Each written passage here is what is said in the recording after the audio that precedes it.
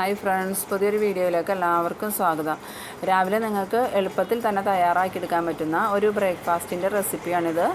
ഇത് നമുക്ക് തയ്യാറാക്കിയെടുക്കാൻ വളരെ കുറച്ച് ചേരുവകൾ മതി. അതുപോലെ തന്നെ 5 മിനിറ്റിൽ നമുക്കിത് റെഡിയാക്കിയെടുക്കാനും പറ്റും. ഇത് നമുക്ക് രാവിലെ ബ്രേക്ക്ഫാസ്റ്റിനും കൂടെയും വൈകിട്ട് ചായയുടെ കൂടെയൊക്കെ കഴിക്കാൻ പറ്റിയ ഒരു അടിപൊളി ടേസ്റ്റിലുള്ള ഒരു ചായക്കടിയാണ് കേട്ടോ. അപ്പോൾ നിങ്ങൾ എൻ്റെ വീഡിയോ ആദ്യമായി കാണുന്നവരാണെങ്കിൽ എൻ്റെ ചാനലൊന്ന് സബ്സ്ക്രൈബ് ചെയ്യാനും ഇഷ്ടമായാൽ ലൈക്ക് ചെയ്യാനും മറക്കരുത്.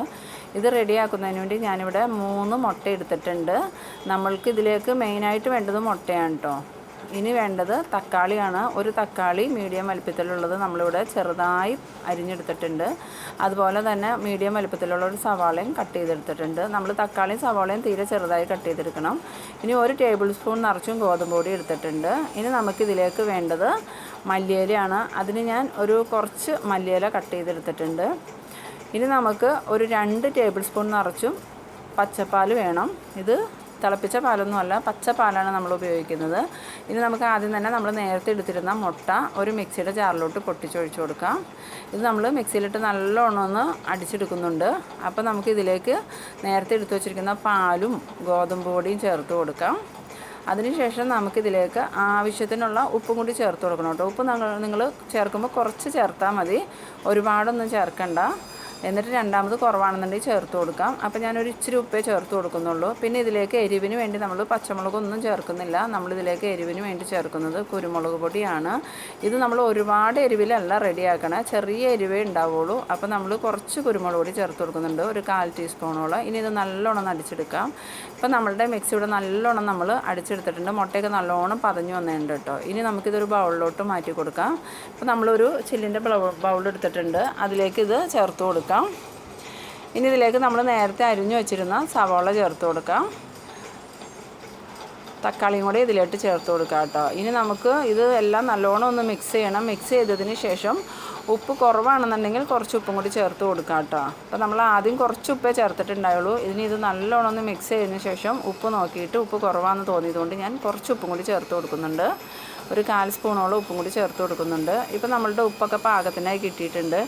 ഇപ്പോൾ നമ്മളുടെ മിക്സ് ഒരു വെളുത്ത നിറത്തിലായതുകൊണ്ട് നമുക്കിതിന് കളർ കിട്ടുന്നതിനും നല്ല ഹെൽത്തി ആവുന്നതിനും വേണ്ടി കുറച്ച് മഞ്ഞൾപ്പൊടി ചേർത്ത് കൊടുക്കാം. ഒരു നുള്ളു മഞ്ഞൾപ്പൊടി ചേർത്താൽ മതി, ഇതിൻ്റെ കളറൊന്ന് മാറി കിട്ടാൻ വേണ്ടിയിട്ട് മാത്രം.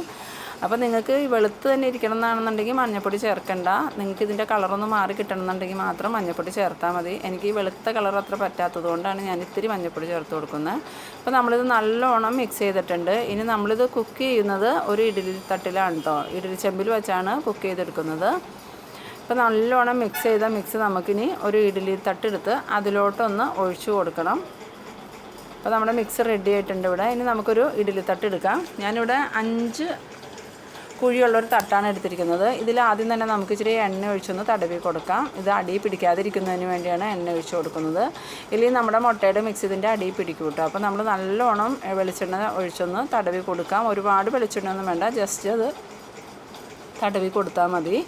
അപ്പോൾ നമ്മൾ എല്ലാ തട്ടിലും ഇതുപോലെ എണ്ണ തടവി കൊടുത്തിട്ടുണ്ട്. ഇനി നമ്മൾ നേരത്തെ റെഡിയാക്കി വെച്ചിരിക്കുന്ന മിക്സ് ഇതിലോട്ട് ചേർത്ത് കൊടുത്താൽ മതി. അപ്പോൾ എല്ലാ കുഴികളിലേക്കും നമുക്ക് നേരത്തെ റെഡിയാക്കി വെച്ചിരിക്കുന്ന മിക്സ് ഒഴിച്ചു കൊടുക്കാം. നിറച്ചും ഒഴിച്ചു കൊടുക്കണം കേട്ടോ. നമ്മൾ ഓരോ കുഴിയിലും നിറച്ച് ഫില്ലായിട്ട് ഒഴിച്ചു കൊടുക്കാം.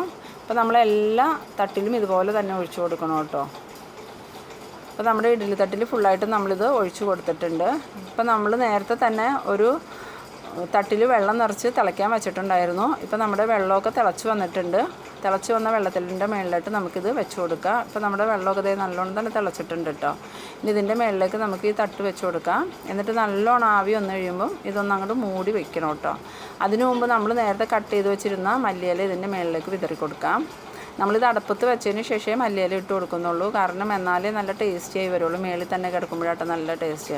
അപ്പോൾ നമ്മൾ ഫുള്ളായിട്ട് മല്ലിയിലേക്ക് ഇട്ട് കൊടുത്തിട്ടുണ്ട്. ഇപ്പോൾ ഇതിൽ നിന്ന് നല്ലോണം തന്നെ ആവിയും വന്നിട്ടുണ്ട്. ഇനി നമുക്കിതൊന്ന് അടച്ച് വെച്ച് 5 മിനിറ്റോളം വേവിച്ചെടുക്കാം. ഇതുപോലെ ആവി വന്നതിന് ശേഷം മാത്രമേ അടച്ച് വയ്ക്കാവുള്ളൂ. ഇപ്പോൾ ഇതിൽ നിന്ന് നല്ലോണം ആവി വന്നിട്ടുണ്ട്. ഇനി നമുക്കിത് അടച്ച് വെച്ച് 5 മിനിറ്റ് വേവിച്ചെടുക്കാം. 5 മിനിറ്റ് മതിയാവും. 5 മിനിറ്റിനുള്ളിൽ തന്നെ ഇത് നന്നായിട്ട് വെന്ത് കിട്ടും കേട്ടോ. അപ്പോൾ നമ്മളിത് അടച്ചു വെച്ചിട്ട് ഏകദേശം 5 മിനിറ്റോളം ആയിട്ടുണ്ട്. ഇനി നമുക്കിതിൻ്റെ മൂടിയൊന്ന് മാറ്റി നോക്കാം. അപ്പോൾ നമ്മുടെ മുട്ടയുടെ മിക്സ് നല്ലോണം കുക്കായി കിട്ടിയിട്ടുണ്ട്. ഈ ഒരു പാകത്തിൽ മതിയാവും. ഇനി നമുക്ക് സ്റ്റൗ ഓഫ് ചെയ്ത് ഇതെടുത്ത് പുറത്തേക്ക് വയ്ക്കാം. അപ്പോൾ നിങ്ങൾ എൻ്റെ വീഡിയോ ആദ്യമായി കാണുന്നവരാണെങ്കിൽ എൻ്റെ ചാനലൊന്ന് സബ്സ്ക്രൈബ് ചെയ്യാനും എൻ്റെ വീഡിയോ നിങ്ങൾക്ക് ഇഷ്ടമായാൽ ലൈക്ക് ചെയ്യാനും കൂടാതെ നിങ്ങളുടെ ഫ്രണ്ട്സിനൊക്കെ ഈ വീഡിയോ ഒന്ന് ഷെയർ ചെയ്ത് കൊടുക്കാനും മറക്കരുത് കേട്ടോ. ഇപ്പോൾ നമ്മളുടെ മുട്ട ഇഡ്ഡലി റെഡി ആയിട്ടുണ്ട്, അടിപൊളിയായിട്ടുണ്ട് കണ്ടോ, നല്ല സെറ്റായി വന്നിട്ടുണ്ട്. ഇത് നമുക്കിനി ഈ പാത്രത്തിൽ നിന്ന് ചൂടാറി കഴിയുമ്പോൾ ഒന്ന് വിടിയിപ്പിച്ചെടുക്കാം. ഇപ്പോൾ നമ്മുടെ ഇതിൻ്റെ ചൂടൊക്കെ പോയിട്ടുണ്ട് കേട്ടോ. ഇനി നമുക്കിത് തട്ടിയിൽ നിന്ന് വേർപെടുത്തി എടുക്കാം. സിമ്പിളായിട്ട് തന്നെ നമുക്ക് കൈ വെച്ചിങ്ങനെ ഇതുപോലെ അങ്ങോട്ട് വിടിയിപ്പിച്ചെടുക്കാൻ പറ്റും കേട്ടോ. നമ്മുടെ മുട്ട ഇഡ്ഡലി ഇവിടെ അടിപൊളിയായി റെഡി ആയിട്ടുണ്ട്. ഇത് നമുക്ക് രാവിലെ ബ്രേക്ക്ഫാസ്റ്റിനും വൈകുന്നേരം ചായക്കൊക്കെ കഴിക്കാൻ പറ്റിയതാണ്. അപ്പോൾ നിങ്ങൾ തീർച്ചയായും ഇതുപോലെ ഒന്ന് ട്രൈ ചെയ്ത് നോക്കണം.